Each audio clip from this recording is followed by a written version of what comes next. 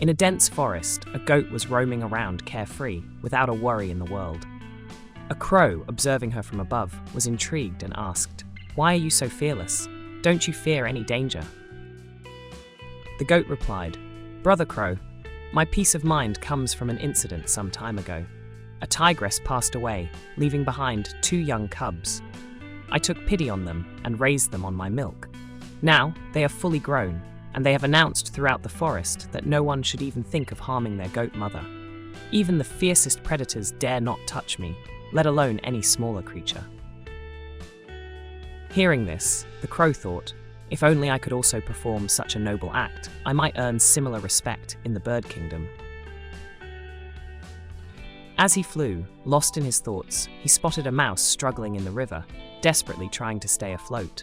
The crow immediately swooped down and rescued the mouse, placing it on a large rock to dry. The crow began fanning the mouse with his wings to help it recover. As soon as the mouse regained its senses, instead of being grateful, it began nibbling at the crow's feathers. The crow, completely absorbed in his act of kindness, didn't notice at first. The mouse, having dried off and feeling restored, dashed off to its burrow after damaging the crow's wings. The crow, delighted with his good deed, attempted to take a long flight, but as soon as he flapped his wings, he fell flat on his beak, unable to fly. Now grounded, he hopped and dragged himself along in frustration. It so happened that the goat passed by, and seeing the crow in this condition, asked, "Brother Crow, what calamity has befallen you?" Angrily, the crow replied, "This is all your fault.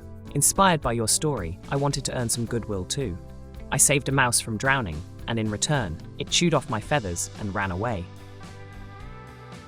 The goat burst out laughing and said, "You fool! If you wanted to do a good deed, you should have chosen a tiger cub.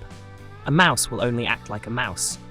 Helping the ungrateful and the ill-natured will always result in what happened to you. Crows don't turn into swans just by pecking at pearls, and salty water remains salty, no matter how much sweetness you try to mix in."